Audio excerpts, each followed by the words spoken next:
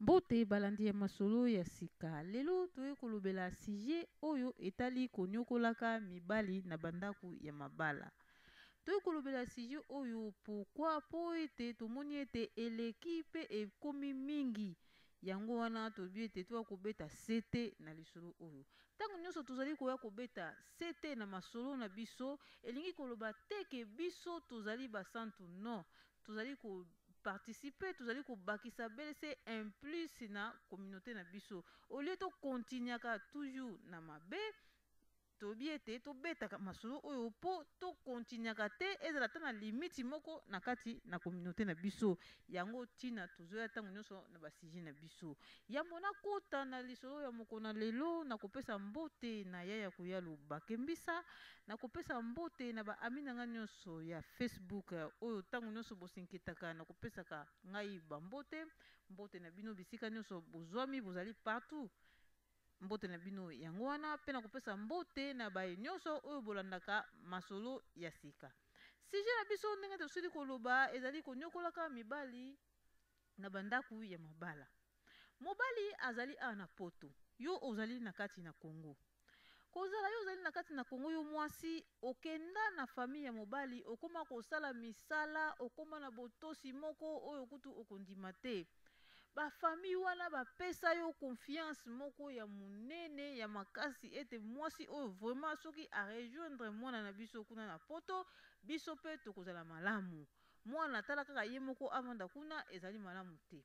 Ba famille wana babengi mwana na bango a na poto ya mobali.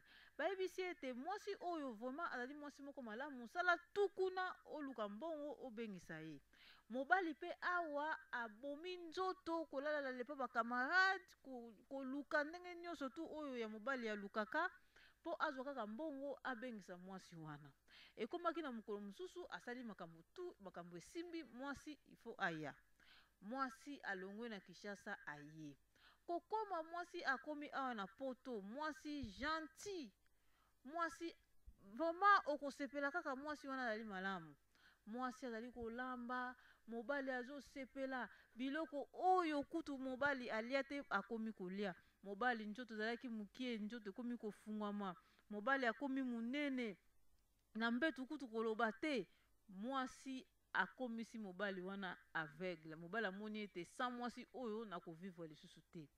Na sima kovanda vanda kaka mwasi azali koyeba ndenge mobali abimaka ndenge mobali azongaka. Makambo nini mobali asalaka bakampu nini mobali asalaka.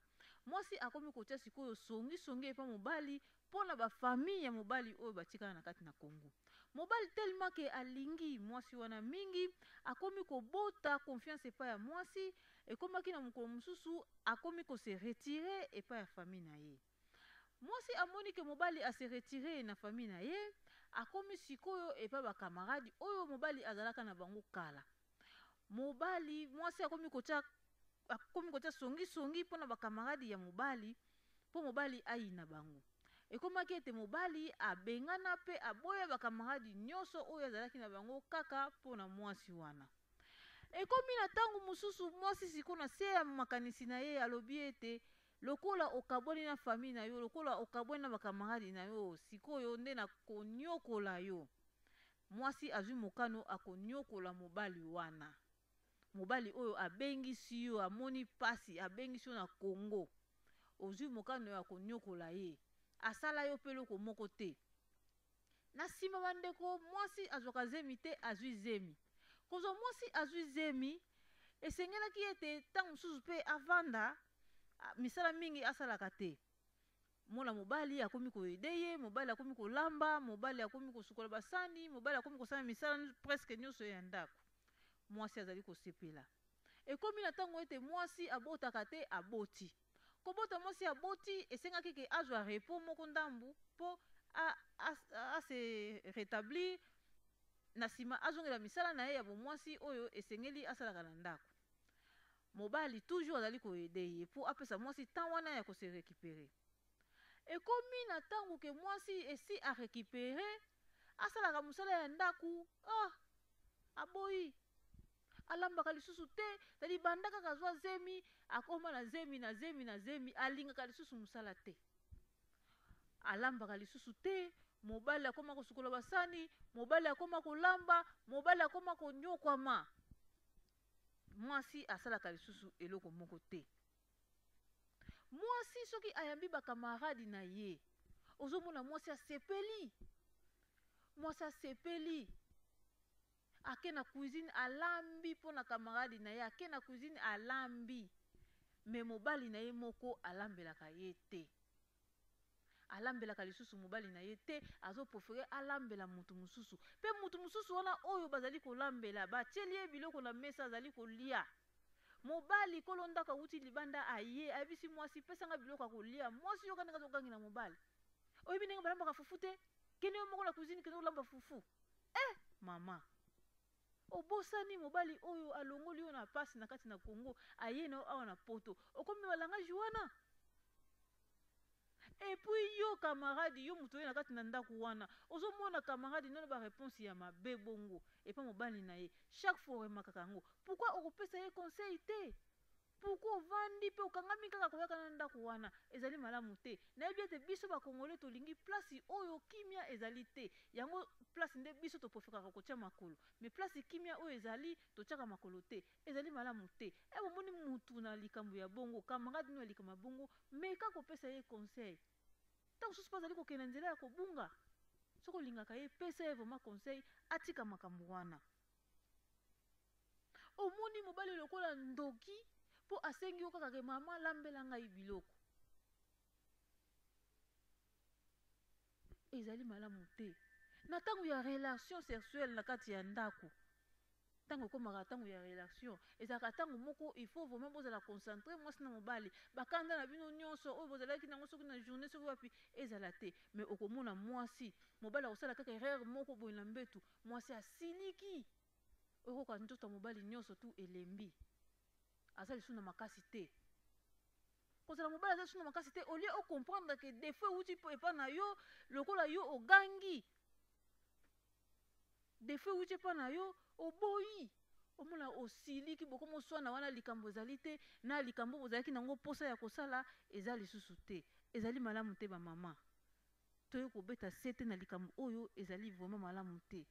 Yo na mobali bosolaka lisusu te na ndako. Mwasi okoma kanda kanda. Obosani mama, obosani. Okoma kanda kanda na ndako. Osolaka lisusu na mobali te. Bokoma lokola mpuku na niao. Na mbetu. Okoma kolala na pantalon ya jean bakangi ceinture. Na yebi bozali. Nazo beta lisolo oyo na yebi ete bozali. Bisika bozali botika ba comportement wana ezali malamu te. Okoma kolala na jean batia ceinture. Wana nsoto pona konyokola ka mobali. Ezali malamu te. Olingi mobali akoje yo te. Soki mobali alobi kaka tango mama eloko boye ezali malamu te, ou bien suki no banda otia eumeli, il faut longola yango siliki. Okosolisa mobali te journée mobimba. Na mbeto mo atanso préféré okende olala na na divan. Otiki mobali ye moko na chambre. Kanda ya nini? Euta wapi? Bino ko bozalaka na batu te. Balobaka tango susu basi mususu babebaka tango susu pona ba camarade. Banda po ya poto. Ozana pe ba camarade vraiment te. Pourquoi comportement ya bongo euti wapi?